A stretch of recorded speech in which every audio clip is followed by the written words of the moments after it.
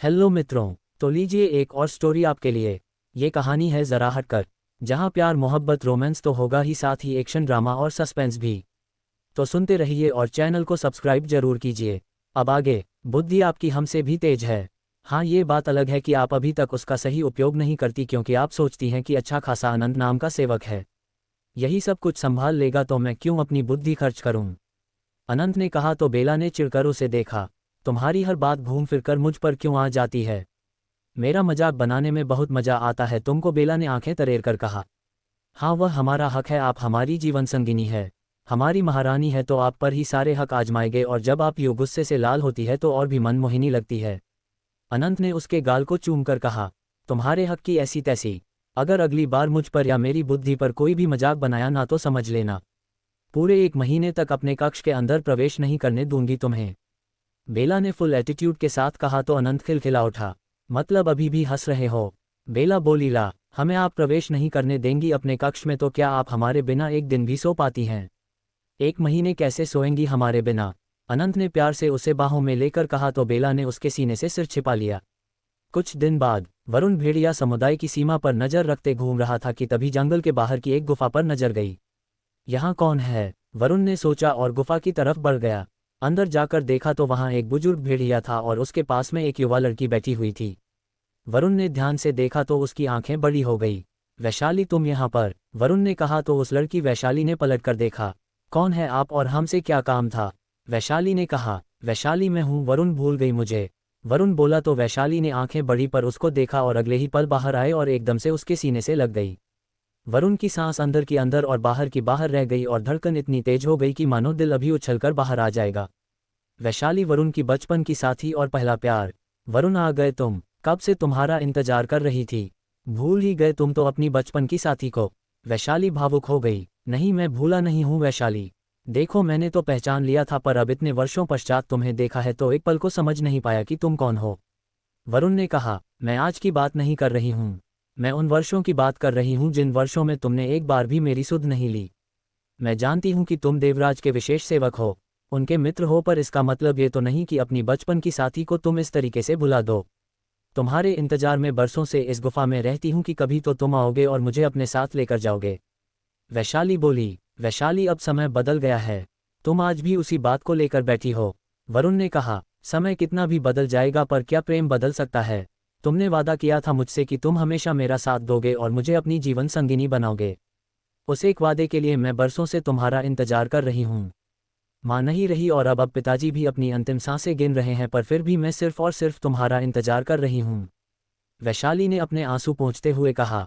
कौन है बेटा? तभी अंदर से आवाज आई तो वैशाली वरुण का हाथ पकड़कर अंदर लेकर चली गई। पिताजी, यह है वरुण। मैं कहती थी ना एक दिन यह जरूर वापस आएगा, और देखो आ गया आपकी वैशाली को लेने के लिए। वैशाली ने कहा। तो उस बूढ़े भेड़िए की आंखों में आंसू आ गए। पगली है मेरी बेटी और दीवानों की तरह चाहती है तुमको। बरसों बीत गए पर आज तक इसने किसी और को अपने जीवन में स्थान नहीं दिया, सिर्फ तुम्हारे इंतजार में ही एक एक पल गिन रही है, उस भेड़िए ने कहा। तो वरुण उसके पास बैठ गया और उसके हाथ के ऊपर हाथ रख दिया। मेरे जीवन का तो अब कोई भरोसा नहीं है, अंतिम समय आ गया है, पर अब तुम आ गए हो तो मैं चिंता मुक्त होकर अपने प्राण त्याग सकूंगा। वैशाली का ख्याल रखना बेटा, इसका इस दुनिया में तुम्हारे अलावा कोई भी नहीं है। बूढ़ा भेड़िया बलिया बोला। जी मैं। वरुण अभी बोल ही रहा था कि तभी उस भेड़िए के प्राण निकल गए। वैशाली की आंखों से आंसू निकलने लगे। वरुण ने उसके सिर पर हाथ रख दिया तो वैशाली वापस से उसके सीने से लगकर रोने लगी। चलो अब तुम, मैं यहाँ पर नहीं रहने दूंगा तुमको। वरुण ने कहा। कहाँ लेकर जा रहे हो मुझे? वैशाली ने कहा। अब तुम मेरे साथ मेरे घर पर रहोगी वैशाली।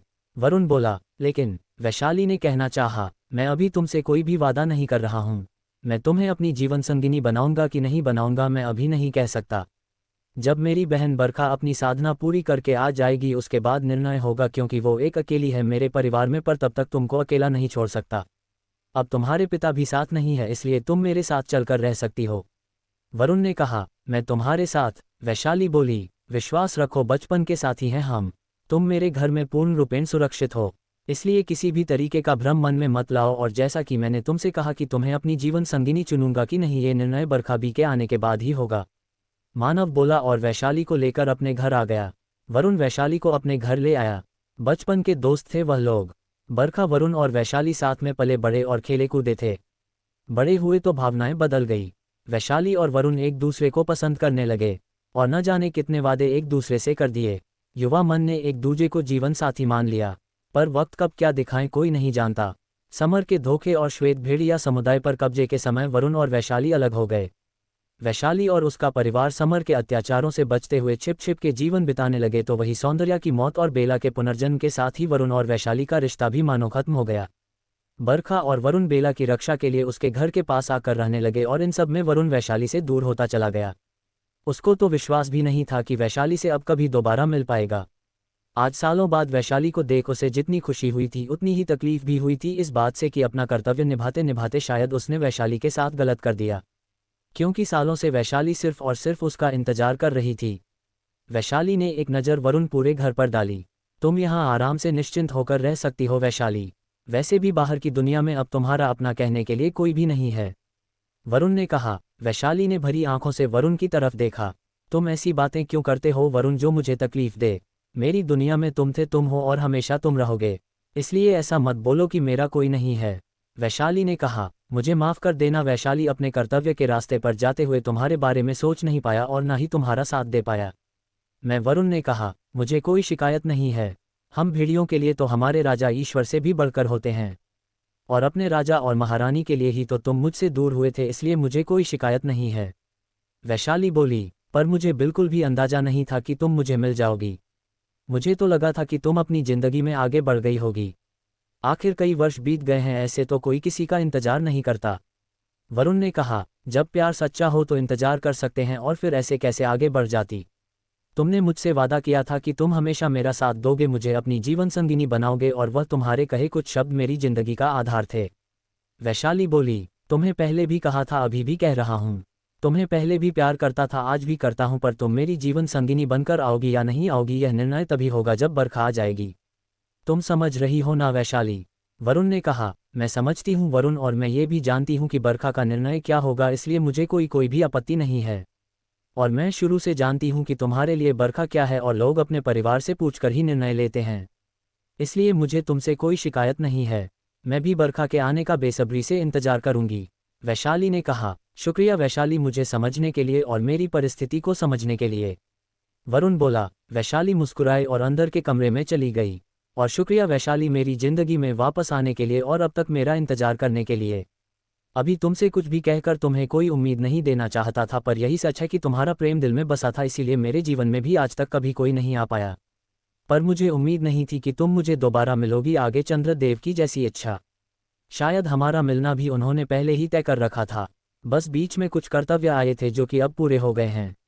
बरखा आ जाए तो उससे बात करने के बाद मैं तुम्हें अपनी जीवन संगिनी बना लूंगा, और मैं जानता हूं कि बरखा को इस बात से कोई आपत्ति नहीं होगी, बल्कि वो खुशी होगी। फिर वह मेरी बहन है, तो मैं निर्णय उसके साथ लेना चाहता हूं, बस इसीलिए थोड़ा सा समय मांगा है तुमसे, और तब तक हम दोनों के बीच में भी जो तनाव आ गया है वह शायद कम हो जाएगा, वरुण खुद से ही बोला, और फिर अपने काम पर निकल गया। उसके निकलते ही वैशाली बाहर आए और भरी आंखों से पूरे घर को देखा। मुझे तुम्हारी किसी भी बात से कोई आपत्ति नहीं है, मैं जानती हूँ तुम्हारा और बरखा का रिश्ता, और मैं तुम दोनों के रिश्ते का सम्मान करती हूँ। वर्षों इंतजार किया है तुम्हारा, और मेरे लिए तो सबसे बड़ी यही खुशी है कि तुमको दोबारा देख लिया। प्रेम तुमको भी उतना ही है, तभी तुमने अधिकार से मुझे अपने घर लाने का निर्णय लिया। आज घर लाए हो तो कल जीवन में भी स्थान दोगे, और मैं उस पल का इंतजार करूंगी। आगे भी चंद्रदेव का आशीर्वाद रहा तो हमारा मिलन अवश्य होगा, वैशाली खुद से बोली। जानती हूँ मैं, अगर मैंने बरसों इंतजार किया है तो मेरी यादों में तड़पे तो तुम भी हो, तभी तो इस घर में किसी और की उपस्थिति के निशान नहीं है, मतलब कि तुम भी आज तक सिर्फ और सिर्फ मेरा इंतजार कर रहे थे। अब आज लगता है कि मेरा इंतजार और मेरा सब्र सफल हो गया, और चंद्रदेव का आशीर्वाद भी मुझे जरूर मिलेगा और तुम मेरे हो जाओगे, वैशाली खुद से ही बोली। आसान नहीं था इतने वर्षों तक तुमसे दूर रहना और एक एक पल तुम्हारा इंतजार करना, पर मुझे मेरे प्रेम पर विश्वास था, और फिर जब दिल में तुम बसे हुए थे तो किसी और को स्थान देना तो मुमकिन ही नहीं था। अब तो बस बरखा का इंतजार है, बरखा आ जाए और हम दोनों के रिश्ते को स्वीकृति भी दे दे तो एक खूबसूरत संसार बसाऊंगी मैं भी तुम्हारे साथ, जिसके सपने वर्षों तक देखे हैं मैंने सोती जागती आंखों से। समय धीरे धीरे आगे बढ़ रहा था। वैशाली और वरुण के बीच में भी सब कुछ ठीक हो रहा था। दोनों अक्सर ही बैठकर बातें करते रहते हैं और एक दूसरे से शिकायतें भी करते रहते। वर्षों की शिकायतें और जिले शिकवे उन दोनों के बीच जमी बर्फ को पिघला रहे थे और एक बार फिर रिश्ते को नई ताजगी और मजबूती दे रहे थे। वरुण के घर में कोई लड़की आकर रह रही है, ये बात देवराज और बेला को भी पता चल चुकी थी। अनंत ने वरुण को मिलने के लिए अपने महल बुलाया। जी महाराज, आपने मुझे बुलाया। वरुण ने आकर प्रणाम किया और फिर अनंत से कहा, हाँ हमने बुलाया था आपको क्योंकि कुछ जरूरी बात करनी थी। अनंत बोला और बेला की तरफ देखा। बेला ने पलकें झपकाईं और बोलने को कहा, वरुण आप हमारे सेवक होने के साथ साथ मित्र भी हो, ये बात आप जानते हो। अनंत बोला, जी महाराज। वरुण बोला, और जब से रीमा गई है आपको हमने अपना भाई भी माना है। अनंत ने कहा तो वरुण ने उसकी तरफ देखा। जी महाराज, मैं जानता हूं कि आप मुझे अपना मित्र मानते हैं और अपना भाई भी मानते हैं, पर मुझसे कोई भूल हुई क्या महाराज जो आप इस तरह से बातें कर रहे हैं। अरुण बोला, आपसे भूल नहीं हुई है वरुण, पर हमें लगता है भूल हमसे हुई है। तभी हमारे मित्र और हमारे भाई ने हमसे इतनी बड़ी बात छुपाए और बताना भी जरूरी नहीं समझा।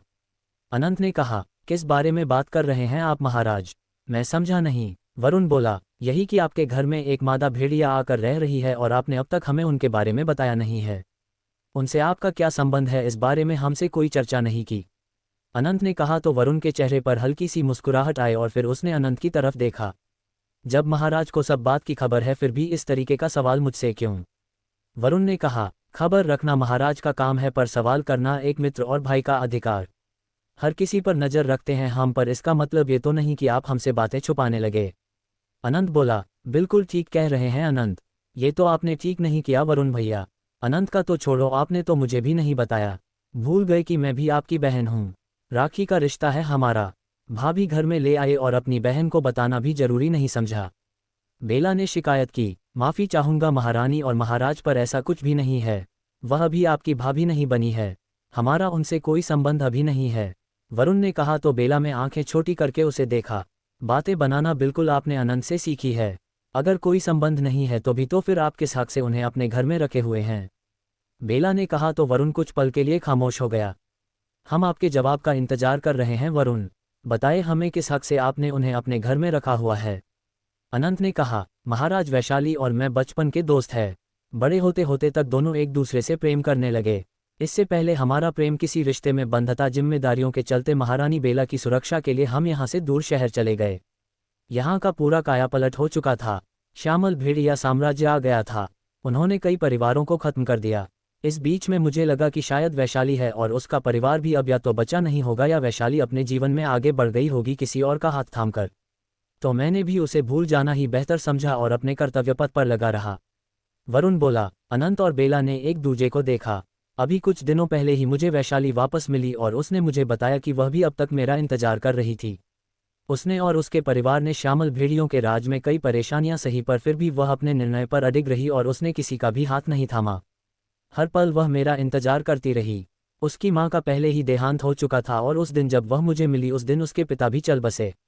इस समय मुझे यही सही लगा कि उसे अकेला नहीं छोड़ना चाहिए, तो मैं उसे अपने घर ले आया, पर अब तक हमारे बीच ऐसा कोई संबंध नहीं है। मैं बरखा के आने का इंतजार कर रहा हूं, क्योंकि कोई भी निर्णय बरखा के आने के बाद ही मैं लूंगा। वरुण ने कहा। बिल्कुल ठीक किया आपने वरुण भैया। बेला बोली। आप उन्हें अपने जीवन संगिनी तो बनाना चाहते हैं ना? अनंत ने कहा। जी महाराज, मैं चाहता हूँ। बहुत प्रतीक्षा की है उसने मेरी, और फिर मेरे हृदय में भी उसके अलावा कोई और नहीं आ पाया, तो वही उसके जीवन में भी मेरे अलावा कभी किसी ने कदम नहीं रखा। वरुण बोला। जब इतना गहरा प्यार है और इतना लंबा इंतजार है तो उसका फल मिलना तो बनता है ना वरुण भैया? फिर आप इस इंतजार में क्यों है कि बरखा आए तब आप निर्णय ले? बरखा को कोई आपत्ति नहीं होगी, मैं जानती हूँ। आप उन्हें अपना लीजिए और उनके इंतजार को खत्म कीजिए। बेला बोली। मैं भी जानता हूँ महारानी की बरखा को कोई भी आपत्ति नहीं होगी, पर फिर भी यह एक बहन का हक है। मैंने वैशाली को संरक्षण दे दिया है, वह मेरे घर में सुरक्षित हैं।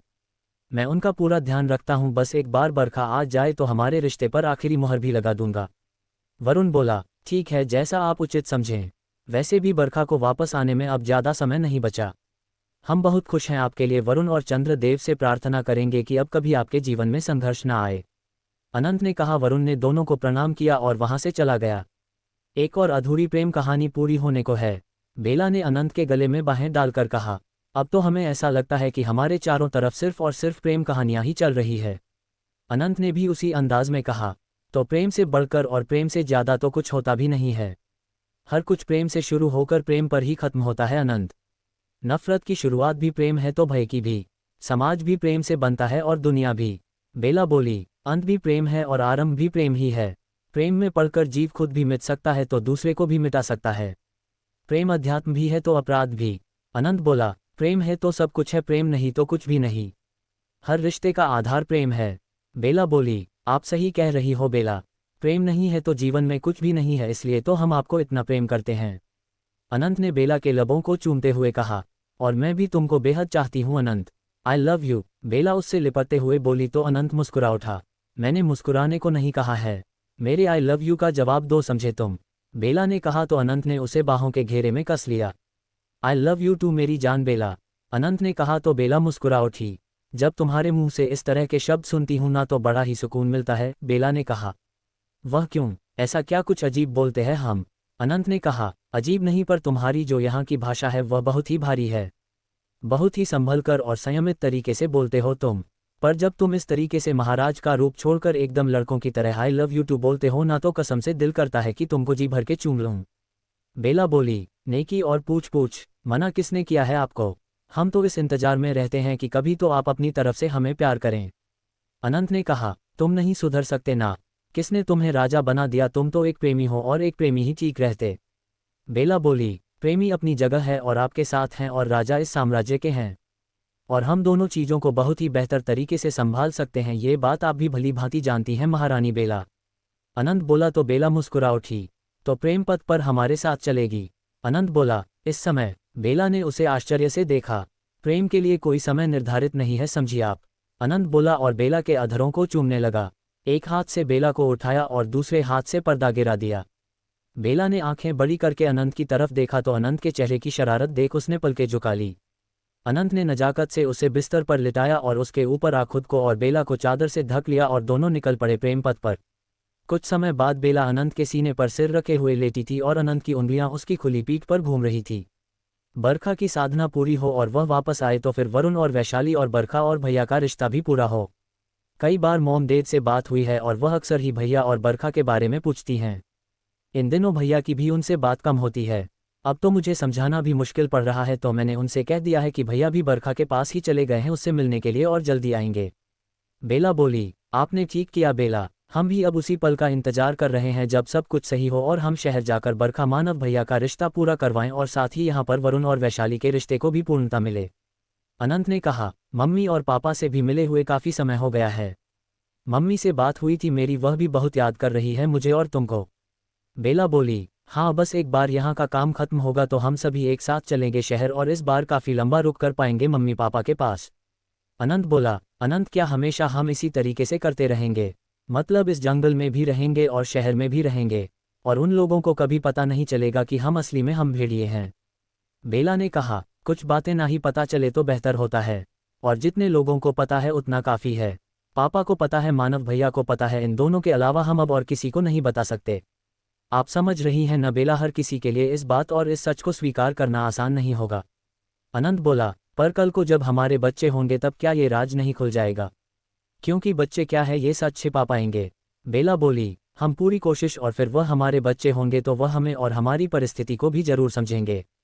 अनंत ने बेला के बालों को सहलाया। तुम सब सही कह रहे हो, क्योंकि मैं भी नहीं चाहती कि यह सच दुनिया के सामने या हमारे परिवार के बाकी लोगों के सामने आए। क्योंकि जैसा कि तुम कह रहे हो, हर किसी के लिए इस सच को स्वीकार करना आसान नहीं है और फिर शायद सबकी हमारे प्रति भावनाएं और सोच भी बदल जाए। बेला बोली, ऐसा ही होगा, जितने लोगों को पता है सिर्फ उतने लोगों को ही पता होगा, इसके अलावा ये सच किसी के सामने कभी भी नहीं आने देंगे हम। अनंत बोला और बेला को अपने और करीब खींच लिया। तो मित्रों, अगला भाग जल्दी ही